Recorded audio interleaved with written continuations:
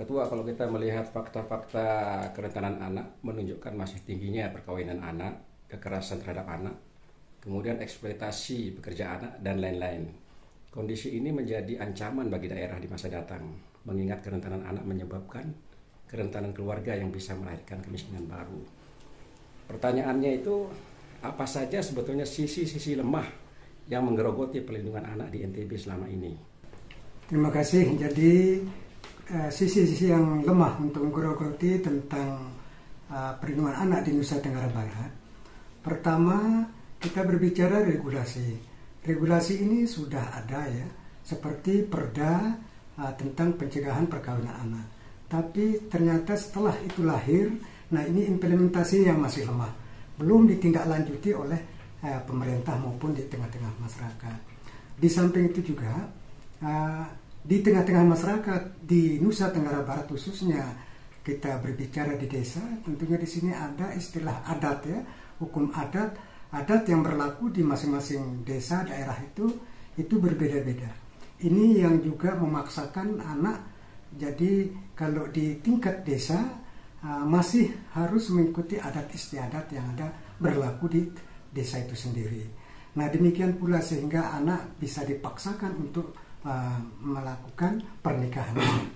Selain itu juga dari sisi pengasuhan dari keluarga, nah ini juga menyebabkan lemahnya ya masih di tingkat desa karena pendidikan orang tua itu masih lemah, sehingga bagaimana untuk pola asuh anak ini yang masih sangat terbatas yang kita hadapi di tengah-tengah masyarakat. Apa yang paling berat yang dihadapi oleh masyarakat anak-anak NTB dalam soal perlindungan anak?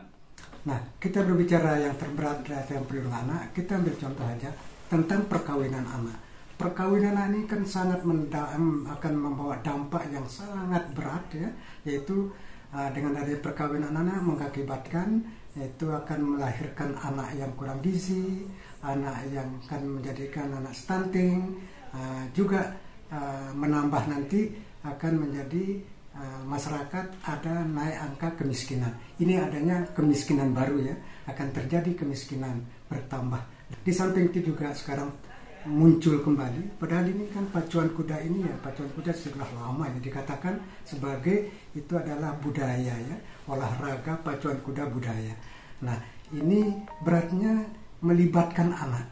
Anak dilibatkan dalam pacuan kuda itu ya sebagai joki anak. Nah, tapi mudah-mudahan ya dengan adanya kita berikan informasi-informasi kepada masyarakat, terutama pemangku kepentingan di tingkat pemerintahan, ini mudah-mudahan dengan adanya Pordasi itu bisa mewujudkan suatu aturan-aturan atau regulasi-regulasi yang ada di kegiatan pacuan kuda itu. Ini yang berat kita rasakan, bahkan ini sudah beberapa kali terjadi anak sampai meninggal dunia. Nah, sikap LPA sendiri terhadap pacuan kuda itu apa Pak Ketua? Nah, sikap kita itu tidak apa-apa diberikan berlanjut pacuan kuda itu, asal jangan melibatkan anak.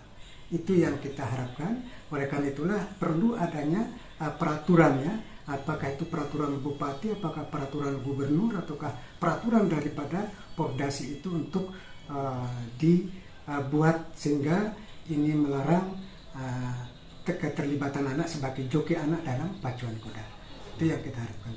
Melihat fakta-fakta anak di NTB itu saat ini, bagaimana LPA NTB mengambil posisi dan peran dalam menjaga agar anak-anak NTB tetap mendapatkan hak-haknya? Nah, LPA NTB selama ini sudah berupaya banyak. Ya kita melakukan layanan ya, yaitu terutama memberikan layanan tentang adminduk, terutama layanan adminduk ini kita prioritaskan bagi anak yang belum memiliki akte kelahiran. Nah di sini kita kerjasama dengan Dinas Dukcapil untuk menerbitkan akte kelahiran bagi anak yang belum.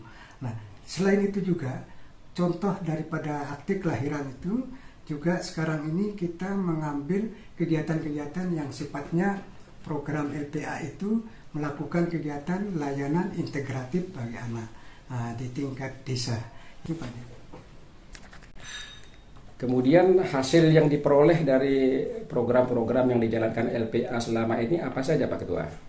Nah, hasil yang kita lakukan selama ini Contoh misalnya programnya, kita sudah beberapa kerjasama baik dengan Kompa, dengan AVG maupun dengan sekarang UNICEF ya. Kita sudah melakukan kegiatan-kegiatan ini yaitu secara layanan secara integratif ya, layanan integratif yang dulunya kita buat menjadi Pusat Kesejahteraan Sosial Anak Integratif PKSAI. Ini sudah kita bentuk Pak Haji di 5 kabupaten, uji coba di Pulau Lombok. Ini sudah berjalan kurang lebih 2 tahun ya, 3 tahun sekarang kita lakukan itu. Nah, dalam kaitan ini, layanan ini apa yang dimaksudkan dengan layanan yang akan kita lakukan ini, itu adalah layanan integratif yang dikatakan kita buat menjadi melalui kegiatan gawi gubuk ya. Gawi gubuk ya, bukan gawi gubuk seperti kita makan-makan di tingkat desa, tapi gawi gubuk ini artinya layanan secara terpadu kita keroyokan dengan UPD terkait. Nah, ini dalam hal ini yang kita lakukan sekarang di tingkat desa. Terutama layanan ini yang kita berikan kepada masyarakat kita, yaitu bagi anak rentan terhadap layanan dasar bagi anak-anak kita, yaitu baik itu layanan anak yang rentan tentang belum memiliki akte kelahiran, ada juga layanan anak rentan yang disabilitasnya, ada juga anak yang putus sekolah, ada juga layanan masih teridentifikasi dengan adanya anak yang perkawinan anak. Ini juga kita masih memberikan pelayanan di tingkat desa.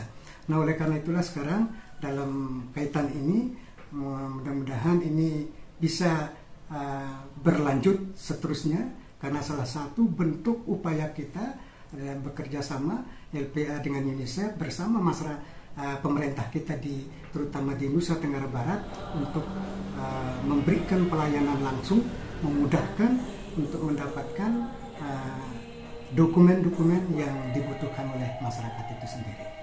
Khusus dalam soal gawi gubuk ini Pak Ketua, sudah berapa banyak kira-kira anak-anak yang diidentifikasi untuk mendapatkan pelayanan di desa itu? Ini kurang lebih 3.000 ya, 3.500-an anak yang sudah teridentifikasi, yang sudah didata untuk diberikan pelayanan di dalam hal ini dengan UPD terkait seperti Dukcapil, Dinas Kesehatan, Dinas Pendidikan dan Kebudayaan, Dinas Sosial. Nah, ini teman kita kolaborasi dalam rangka layanan terpadu bagi anak rentan di tingkat desa. Tanggapan kepala daerah khususnya bagaimana terhadap gawi gubuk ini? Nah, ini contohnya ya, kan setelah kita mengadakan audiensi dengan Bapak Bupati, baik Bupati Lombok Utara, Lombok Tengah maupun Sumbawa sangat positif. Dia sangat sekali mendukung kegiatan ini karena baru kali ini dilaksanakan seperti diistilahkan melalui gawi gubuk. Nah, jadi artinya kita layanan keroyokan. Layanan ini langsung mendekatkan diri kepada masyarakat.